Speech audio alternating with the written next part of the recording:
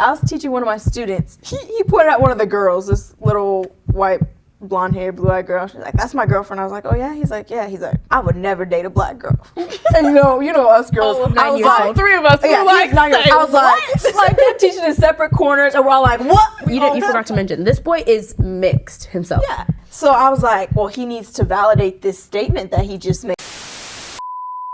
We interrupt this program to prescribe you with 1,000 milligrams of red vitamins. Right here, right now, it's the right time, it's the right sound, right now,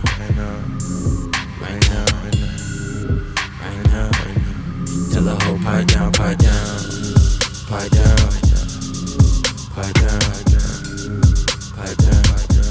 till the nigga pipe down,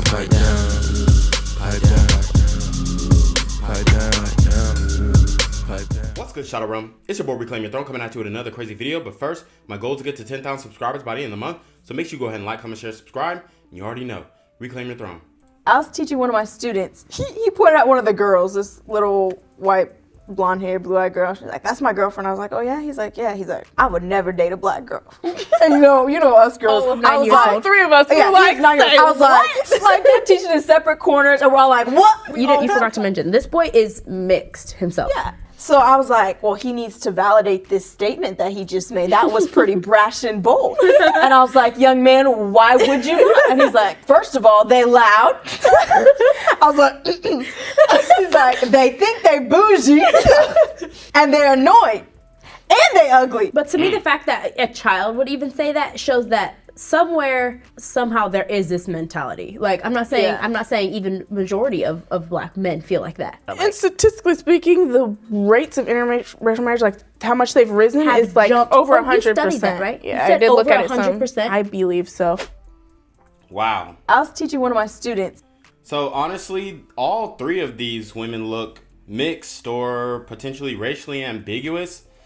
So they have made this observation with one of their young mixed students that he is not interested in dating black women. Now, obviously, this is very offensive to many black women because they feel like they are getting the bad end of things. They feel like that they're being left out, that the men are turning against them.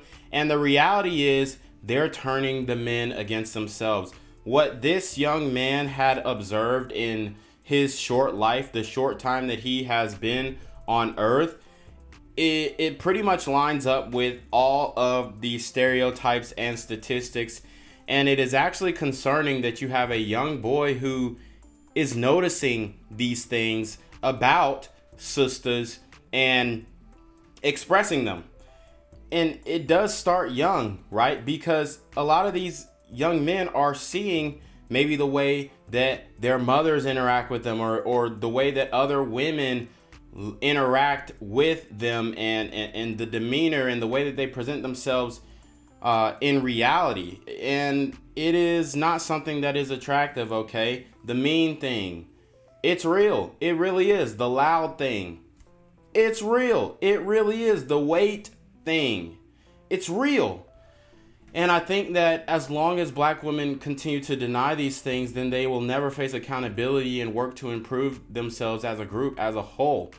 Obviously, each demographic has things that they can work on.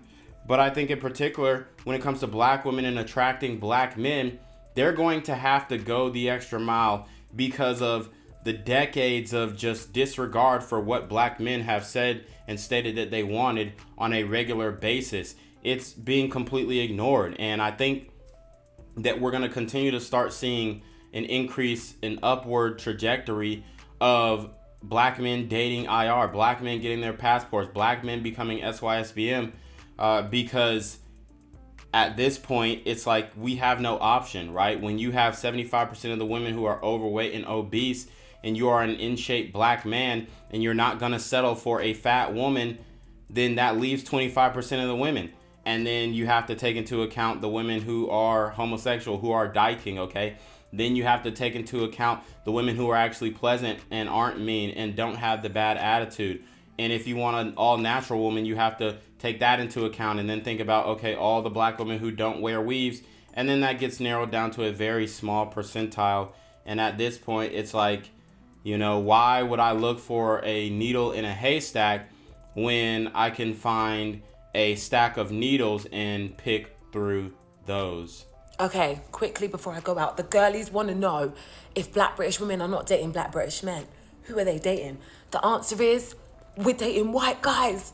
Both my ex-boyfriends in the UK were white. I'll tell you the type of white, like liberal white men. Like if you watch Love is Blind UK, Benaya, I was dating Benayas, and dating Benayas was great. They treat you very well compared to my other option, which was not dating at all, because the black men in my circles weren't checking for me. They were very much exclusively only dating white women, and they let me know. And to the black men that I did date, some of them had internalized racism. So there was things about my blackness they didn't like. So for example, I'm not seen as attractive in the UK. I'm all right, but I led with my personality more because I just didn't think I had the looks, and it was black men telling me that I didn't have the looks. Like some of the worst names I've ever been called ever in my life have been from black British men. So I remember I dated a black guy, and he wouldn't like it if I took off my wigs at night to sleep. He wanted me to sleep with my wig on because he didn't like my 4C hair. And I would date like white guys, like liberal white guys that, at times would, when I'm too tired, would take my wig off for me and put it on a wig stand and brush it out. So, I think that black British women have decided to just go where we're wanted and where we're adored. And if that's white men, it's white men. And love is love, and be happy. But yeah, I noticed, and we kind of all noticed that like a lot of black men in the UK have a preference, and it's not us. But since moving to America, I've only ever dated black men. And I want to thank, again, America, sorry to be up your ass, but I didn't think I was cute until I moved here. Like, oh my God, I get approached by black men here, and I get to date black men here for the first time in my adult life. I'm dating black men. It's nice to be adored by your own kind. And that's never really happened for me in the UK. And a lot of dark-skinned women feel that way because, like I said, the type of a lot of black men in the UK is white women or racially ambiguous, and I am neither. So yeah, we're dating white guys. Love is love. Date who you want. All right, I'm going out. Have a good night. Well, there you have it. She is basically saying that, hey, I am swirling. I am dating white men. Now, this is a black woman in the UK.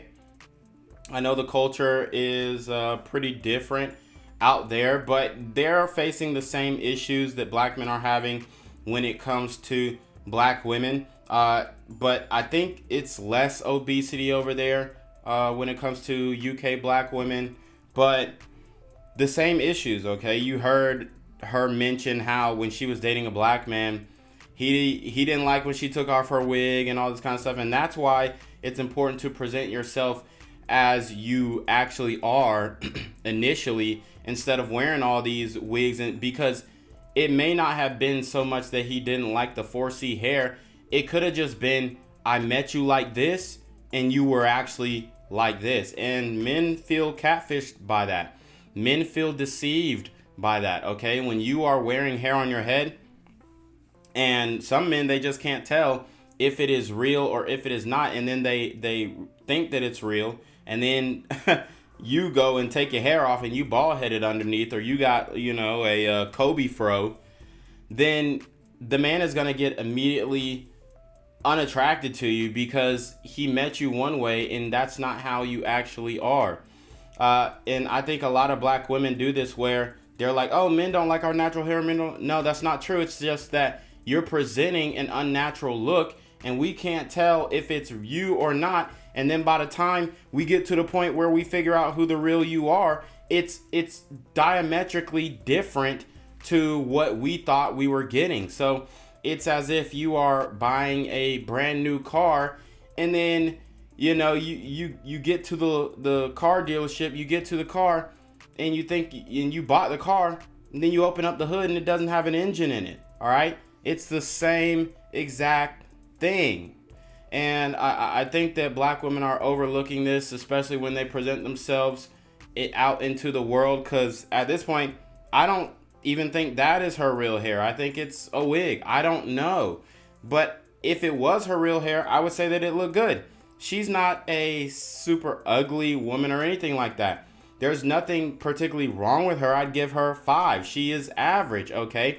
She's not extremely or incredibly beautiful or anything like that. She's just average, okay? And she's in good shape. So that's good. And she deserves to date a average black man. A Malcolm, okay? Mildly attractive, lucrative, communicative, operational, likable man.